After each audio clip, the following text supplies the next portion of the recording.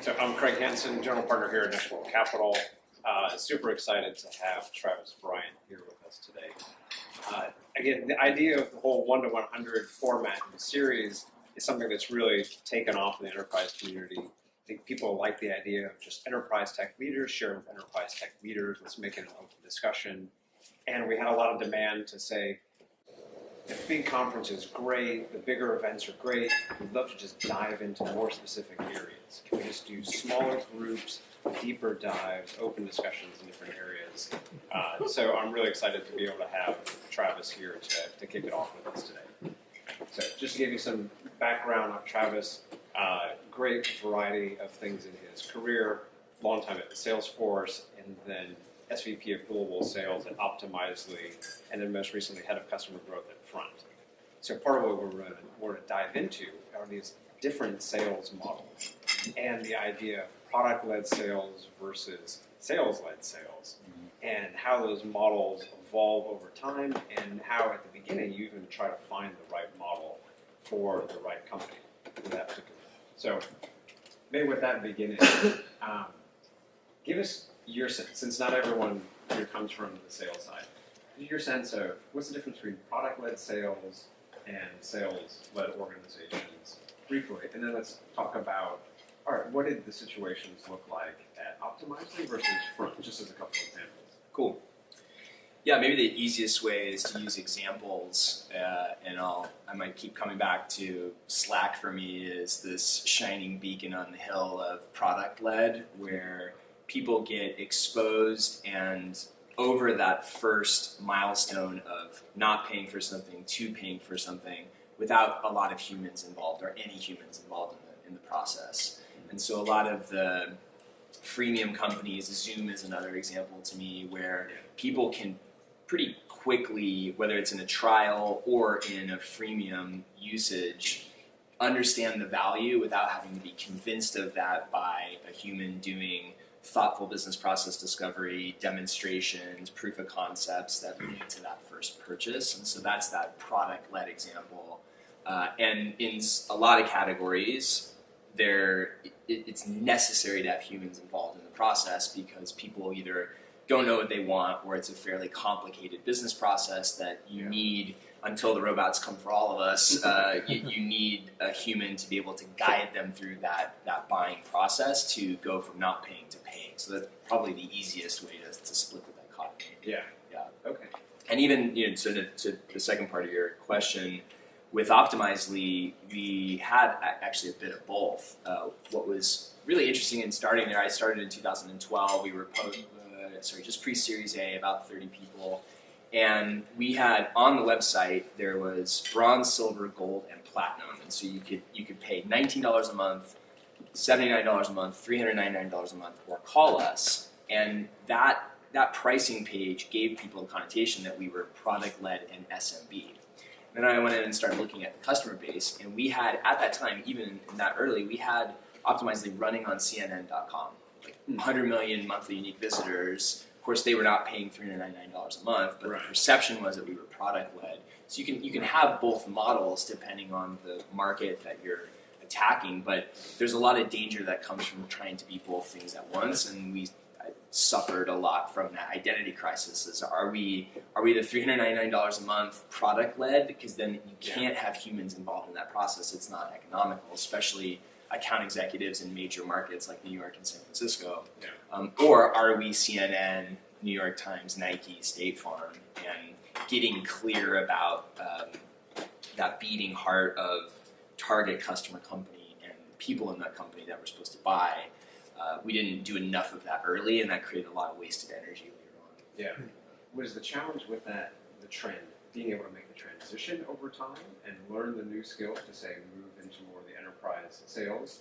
Or was it a challenge of trying to have two split personalities in your messaging, your positioning in two sales models? If you don't recognize it, you really have to run it two separate ways. I think it's much more the latter. I've used a lot of cliche phrases, I guess, but what I see a lot is that startups' eyes are bigger than their stomachs. Like there's this sort of, we can do all of this in parallel, and this idea that we can have a go-to-market function. You just take marketing, for example. The marketing mix of, on one hand, driving paid through the various search and social channels to trial sign up to credit card conversion is radically different than schmoozing Gartner.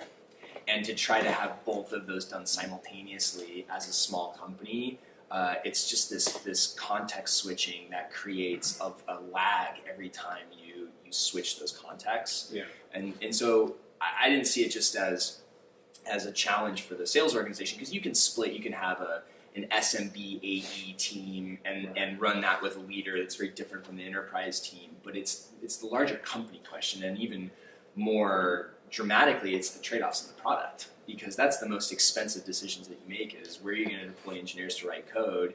Yeah. Is it for what Merrill Lynch wants, or is it for what 1,000 small companies that you've analyzed through A/B tests to want? And those are real trade-offs, and I think that without really getting everybody clear about this is what we care about right now. Of course, we want to capture 100% of the market eventually, but right now, these are the use cases and the companies that we're going to nail, and then we're going to build from there. I've now seen this a few times that there's a lot of wasted energy and momentum when you're not clear about that. Yeah, that makes sense. So maybe, all right, then give us a sense for the situation at front, and then I want to come back to the question of how do we think about designing the right sales model for a new company in the first place? But give us the context of front and their model. Yep. Brought it out. If you haven't heard of Front, the easiest way to explain it is a redesigned email inbox expressly for enterprise or for work. If you think about the big two are Outlook or Gmail. Outlook was originally designed in the 90s, and even with the constant redesigns, is not built for modern work. The Gmail that most of us probably use is exactly the same as the one we use at home. There's no difference in the features, but what you do at work is very different. And so Front is working to redesign that inbox to be much more friendly to what we do at work. And so if you think about that for a moment, then the analog in terms of go-to-market has to be much more of this land and expand, because it's not a specific business process that's being solved, but you need to have individual users or teams have a good experience with it, and then it, like a happy little virus, should spread from team to team to team. And being clear about that then infects what's the marketing strategy. So we had almost exclusively around paid marketing to trial conversion. That's where the lion's share of the demand gen budget goes. With AEs, it's very much early in their career, first sales job, really lightweight, like just because they're, depending on the company size, there is some, what do you mean this new email thing? You got to get them over that hump. And then so you have to talk to people, but it's not a complex solution. Yeah. Multi-steps. That's right. So there's a lot of, and that's a lot more of this product-driven should come into play. And one of the things we were wrestling with is there is no freemium model right now. And you look at these horizontal productivity tools. Like, for example, I think Zoom has the best one I've ever seen, which is 40-minute meetings. So if you want to have a meeting less than 40 minutes, it's free. But if you're going to use it for something real, it's going to be longer than 40 minutes, and then you got to start paying. Like, these sorts of things I think are really clever, and that's product driven, right? And then, so I guess the point here is that really depending on the category. Whereas contrast that with Optimizely. Optimizely was a business process solution. It's the process of A/B testing and experimentation. And there's a whole bunch of knowledge that has to come along with that. You don't just sort of drop it in and then it replicates itself and starts delivering value. You have to design this whole program around it, which means that you need humans to do discovery to say, what's your current experimentation program and why is this tool plus humans or services going to drive value for you? Right. And it was way less product driven because we weren't going to see that land and expand sort of adoption. It wasn't going to replicate itself like that. Yeah, that makes a lot of sense. So for the newer companies, for entrepreneurs starting out and figuring out what type of sales model they should have, how do you know what can work best for you? Are you a product-led sale organization? Do you need the more sales-led process? Do you evolve over time? What do you think are the factors that you assess from either product to target customer to the size you want to go to that ultimately construct where you're going to find that sweet spot of sales model? Yeah. Because obviously a lot of companies launch and they don't have that quite right. Either they're trying to be too lightweight or too heavyweight, and then either you just burn lots of sales and marketing resources inefficiently getting there, Right. or you don't have enough lift to really make the enterprise sale because you think it's just a lightweight thing. It's not. Yeah. What factors do you look at now, having seen a number of these models, to piece together, all right, this is the sales model we should use? Yeah. I would start with, there's obviously a reason why the company exists in the first place. There's some hypothesis of a imbalance in the market, or some place where this product that we're building is unique and special. And sometimes that gets glossed over in the day-to-day hubbub of the insanity of what we signed up for in these startups. But there's this core beating heart of, like, we had this hypothesis that something was broken in some industry, some types of companies, but most importantly with some people in those companies that should be finding value from this. Yeah. And who are those people? And this is another thing that gets skipped over a lot, especially if we fast forward a bit with AEs. They get the company pitch in the first call deck, and they're told about the benefits that the company is going to get from buying this product. But it doesn't matter, because people are the ones that are making decisions, and I don't think we obsess enough over who are these people that are supposed to get value. And so starting there and saying, okay, this is the hypothesis that we have. Now, how do we reach these people? Can we reach them through marketing and advertising and get them to sign up for a trial and find personal value from it without needing implementation? Well, then that might lead us down the product-driven path, which zoom out would be my preference for every company, because it's I think it scales certainly way better. Yeah. If you can do it. To try to scale a business by hiring AEs, especially if you're based here, is borderline insanity, and especially for the cost of it. But your what makes you unique and special, the people that buy it and find value from it, if those people have to be reached by human-to-human connection, well, then that's going to lead you to your first experiment of being driven by sales. Right. And I think that there's a lot of skipping over or forgetting about that. It maybe was with the founding team, but it sort of atrophies over time as more people join the company, that they're not all on the same page about that. Yeah. To me, that's the biggest fork in the road. And then everything else is just experimentation.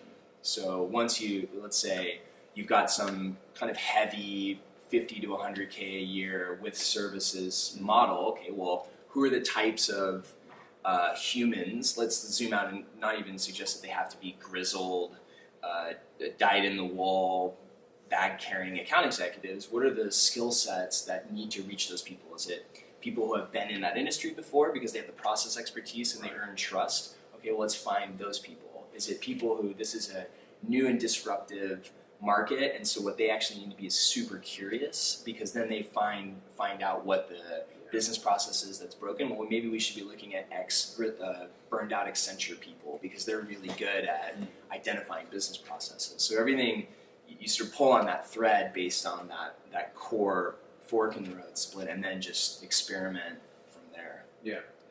What about the other side of the equation, the cost side of the sales model, to make sure that it's something where the economics actually work? That is, you're not going after too heavy of a sales process, trying to sell customers, but the average ARR is still pretty small. Yeah. It's not enough to afford that.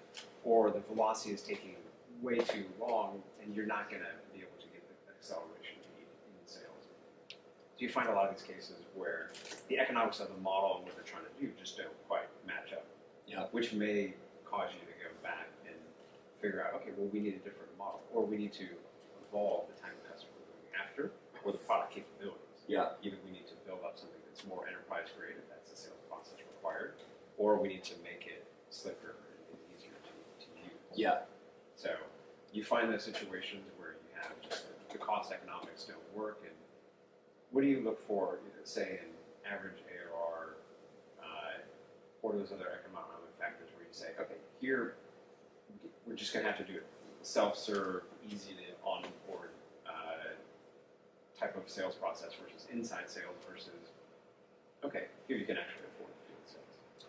So a couple of things to tease out there. The good news is now there's a ton of benchmarks that you can go and look and say, okay, what's the, for example, if we're going to have AEs, what's the quota to OTE ratio that we need to have to make them profitable? There's a bunch of that stuff that you can get now because the industry has matured.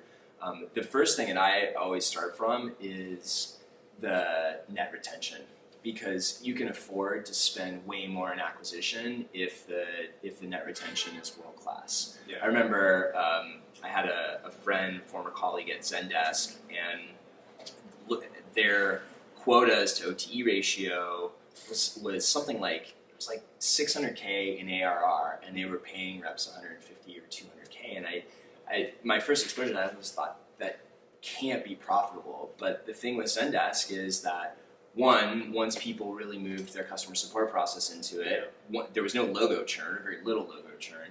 And two, as people were hiring agents, then there was nice net retention as well, and so they could afford that acquisition cost. They had done the math on it.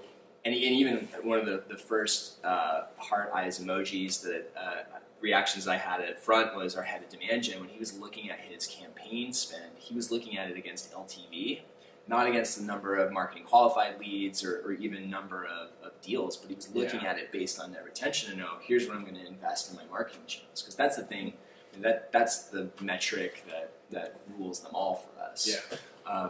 And so I guess looking back from that, you go, okay, well, what do we do to drive net retention? Does it mean that we need a higher ASP in the new business part of the equation so that they start higher and then we can afford a certain type of AE? Yeah. Or is there some balance, let's say, well, we need humans to get them to buy in the first place, but then the product resources to get them to use more of it, to upgrade or to add more seats, maybe that could be product driven. Yeah. You can split your customer life cycle. It's not necessarily this all human driven or all product driven. You might have to say, look, getting someone to go from 0 to 1, it's got to be sold. There has to be some human to convince them of that. Yeah. To get them to go from 1 to 10, we should be using product and customer marketing to put little locks around the features or suggest something with a butter bar inside the product. That might be something, and I would always try to be drive to that because it's just over time it's going to be more cost effective than throwing more bodies at the problem. Yeah, and that's a super interesting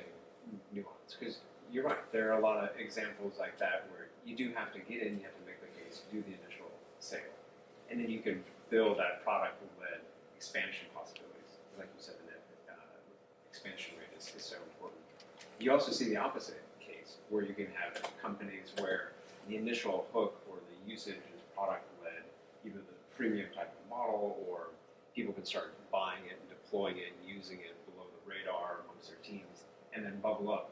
But then you have the enterprise sales team that can recognize that, go in, make the bigger push, do the departmental level sale, the enterprise level sale. That's the Slack and Zoom move is you get this, and then the sale becomes way more fun because there's this momentum that's come from this groundswell of adoption and some joy of using the product. You're a known commodity, and now you're trying to roll up the momentum as you get to a CIO or some VP level to say, look at the pockets of success here. How do we replicate this in as many places as possible?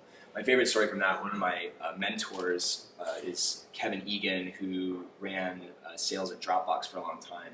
And of course, with Dropbox, is sort of the most extreme of this model where people would sign up for Dropbox and they clearly were putting corporate documents on their personal Dropbox. He would go to the CIO and go, hey, of the 60,000 people that work at your company, 18,000 of them have personal Dropbox accounts.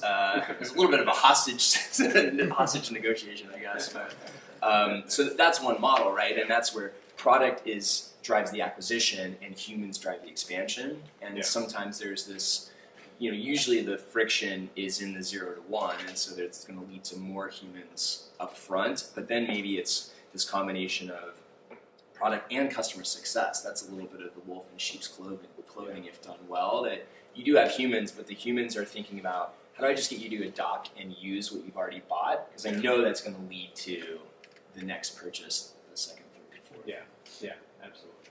Okay, let me open it up. If there are any questions you guys want to ask, things you want to dive into. So this is basically, you mentioned there's a lot of sources for benchmarks. I have no idea what those sources are. So first place I would start is with your if you're venture backed, almost every venture team that I know has done portfolio benchmarks for all the SaaS metrics. The other thing is I'll have to pull it up in my bookmarks, but I think it's either For Entrepreneurs or there's a site where they've done a lot of the classic benchmarking of magic number and CAC to LTV ratio and those sorts of things. So Google it. Yeah, I mean, it's funny, but there's just a lot of writing on it. Tom Tungans in particular is someone who has done a nice job at writing a lot of blogs about how to get calibrated around those sorts of metrics. Yeah, we can point you to some of the resources I'll use too. Travis, just question about pricing. So, kind of these different pricing models where you're going freemium, to enterprise, and how that impacts the sales process, and kind of what you see in, going from that 0 to 1, 1 to 10. How do you kind of hone that pricing in and actually determine at scale or kind of in between, early and scale where you should be and how adaptable should you be in that process? Yeah, that's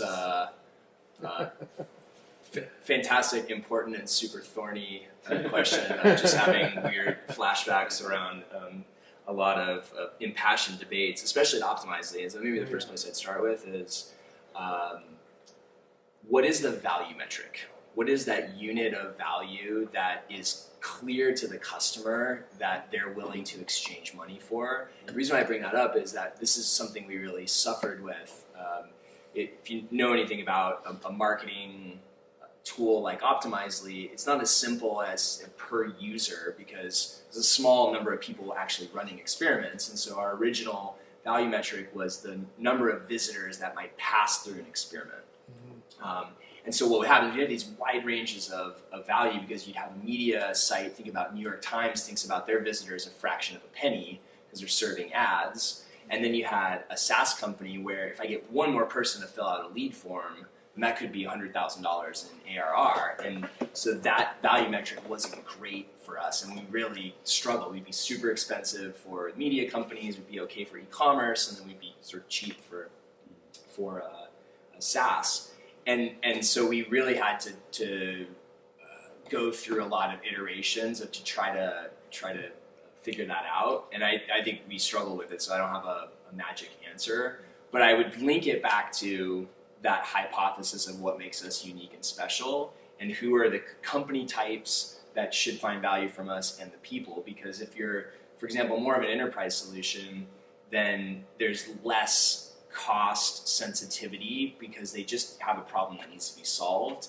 And especially around services, that's another thing that we forgot about in the pricing equation was we were bundling so many human hours in our success organization as part of the SaaS subscription. Right. When people were willing to pay for it. Perpetual client-based licensing, they're not used to unit-based or volume-based SaaS models. Yeah. So it's kind of an interest. I mean, it's hard to determine, what that optimal is. I mean, it's somewhere between that $5 million client-based perpetual license and zero. Yeah. It's kind of what that might lead you to is the new business transaction is sort of artificially lowered because you have this hump for them to get over. You just need to get it in so that then what you're selling from is from a position of strength where they already have some consumption and value from the product. And if it means at the end of the first year, you're like, hey, look at these overages. You've gone way over all your limits we've established. At least then that's a conversation that you can help relieve their pain from to get to years 2 and beyond, rather than holding firm on that first transaction because we've got to establish an anchor of value. As long as you have, again, back to that value metric, there's something that gets consumed more that makes them hit those limits or go over those limits so that you can have this conversation. Thank you. One or two more. Sorry, just listening to the conversation about product-led versus sales-led, I find myself thinking about infrastructure versus tool. Do you think that an infrastructure product can be product-led? Can an organization make an infrastructure decision at a devolved level? The first thing that came to mind was I had some experience. My last role at Salesforce was post the Heroku acquisition. I had a team that was platform-focused account executives. And I would think of Heroku as infrastructure. It was management layer on top of AWS, but still very much lower down in the stack. And their model was very much get it into developers' hands with the lowest friction possible, meaning they don't have to talk to some schmucky salesperson to start writing code and deploying to it. And then that groundswell of consumption will help us then go to the VP of engineering or DevOps and have a human conversation. So that's one example, I suppose, of, again, back to if our model is, if it's infrastructure, but it's something that developers can use on projects so that they see value from it, well, then I think it could be product driven.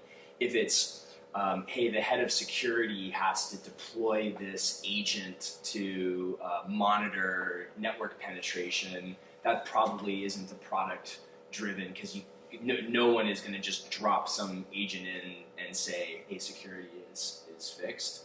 So I think there are example use cases that even at an infrastructure level could be product driven, but it's tied back to target buyer, target company type, and the likelihood then, I would always want to start product driven, like we said, just because the scale momentum and layering humans is a more efficient over time, but you also don't want to kid yourself if it can't be, and that's going to be based on the buyer type. You touched on this briefly, but I'm curious to get your thoughts on the role of customer success within these organizations. Yeah. You know, some products will jump divisional boundaries within the company for land and expand, but a lot of times customer success is intimately involved with the account. Yeah. Post-sale, and how have you seen their role working side by side with sales, customer success officer now being a C-level role? Would love your thoughts on how you've seen good organizations do that. Yeah, for sure. Well, part of the reason why I had this funny title of head of customer growth, which I found there was about 100 people on LinkedIn that had it, it's reasonably unique. Sometimes people call it CRO, which I think was, Right. no offense to anyone who might have this, but it was weird to me that I would go meet a customer and say what I care about is your money and the revenue. So the idea, though, was that anyone who is customer facing day to day, we are all thinking about how to grow the relationship. And that part and parcel to that is the success team. Sometimes success is thought of as the joy, peace, and happiness, and we're just here to make sure that you're happy. And that's not really what it should be about. It could be wolf in sheep's clothing, where yes, I'm going to obsess over adoption and usage, but the thing I'm going to obsess over as a customer success manager is the realized value of what you've purchased. Because I believe that if I've gotten you to that realized value, then that creates the second, third, and fourth conversations that I can bring my AE partner back in to have. And so the way that we tried to make two sides of the same coin is we really did want AEs and CSMs to think of themselves as a two-headed hydra that whenever there was an evaluation, meaning that I don't know if I want to buy this thing and I need some help guiding me through that evaluation, that's what an AE owned. And a CSM would own I bought this thing, now I got to make sure that I'm getting the max value from it. And so what would happen in its platonic ideal, which there's a lot of work to get to that state, but that CSM would be driving that realization of value, and then they'd be like, hey, who else should we be talking to? And then we talked about product qualified leads. You could have success qualified leads, right? Because you have them, they've gone native, they're embedded, and now they're going, cool, hey, AE, there's an evaluation here, there's an evaluation here, and they're doing that from the inside, if done in that ideal state. But I think part of it is setting expectations with CSMs is you're not there to make them happy, you are here to get them to realize value from what they've purchased, and everyone is in customer growth. We are all thinking about how to grow that relationship. one of the things we've seen successful, particularly with a lot of the larger enterprises that we work with, because in NextWorld we have the value-add platform where we partner with 100 plus of those global enterprises as customers. And you'll get a combination of sales and customer success working because your first land may be this departmental sales or the specific area. And so then customer success has to be attuned and to be thinking about growth and expansion. Moving into that next department is partly sales. You need those sales skills to be able to do it. But it's also customer success paired because they're the ones that have known them for a while and have the relationship. And so we've seen good success with that kind of joint work. And then you can really expand the nodes much quicker within these mammoth organizations. Because even somebody like a Vodafone, GlaxoSmithKline, or Society Generale, they're an amalgamation of lots of different businesses and divisions. Yeah. You had a question? We're a medical device company, so quite different than like a SaaS company, where SDRs are kind of a part of the sales equation, and we are experimenting with this SDR system before we've even hired our sales team. And I wanted to just to see if you could speak to like any best practices around sales development representatives, lead generation, and what you've experienced. What's the definition of SDR in your context? Because that's one of those that could be overloaded. SDR, sales development representative, somebody that's basically calling on potential accounts and qualifying the leads so that the sales rep can then come in and spend their time with quality leads. And the bulk of what they're doing is initiating conversations outbound versus filtering Outbound. interest that's come in. Yeah, well, one, I don't think there's a difference in having that function between medical device and SaaS. It's anywhere where the way that you're going to get to market fastest, that is a key path. And I think a lot of the product-driven companies think of demand generation as solely marketing-driven to create inbound interest. But depending on who you're, again, back to target buyer, how are they going to be reached? There's still a lot of benefit that can come from that human-driven outbound effort. What I would say is what I would experiment with is how do you get a balance of, you don't want clear cold calling. You don't want every SDR trying to craft the perfect pitch and they're making 3 calls a day. So one of the things that we saw some great benefit from was a tool like Outreach, which is a way to create sequences of engagement where you load in your target buyers, and they can even, if you work with services, they can source contact information, that sort of thing. And then you load in to create these sequences where some of it might be email, some of it might be a reminder for an SDR to make a call, and you have this multi-step, almost like a Marketo marketing campaign, but for outbound engagement. And that gets good scale because you focus it rather than just phone book and are you interested, you focus it around target industries and buyers. And then the SDR can have a much more tailored qualification, not script, but a framework, let's call it. And there's just a lot more efficiency. So I've seen some early good returns from something like that. But I might tie it back to the larger theme here is that SDRs are great if your ASP and your lifetime value justify having that as part of your acquisition costs, because they're humans and they're expensive, and generally speaking, even if you're hiring them in second tier markets, and if the ASP justifies that, and you can't get the demand that you need to grow at the rate that you want from marketing or other techniques, then that should be part of your demand gen investment. Yeah, great. With that, I think we're out of time, but we may have a couple minutes to mill around or ask informal questions. But please join me in thanking Travis for coming by today.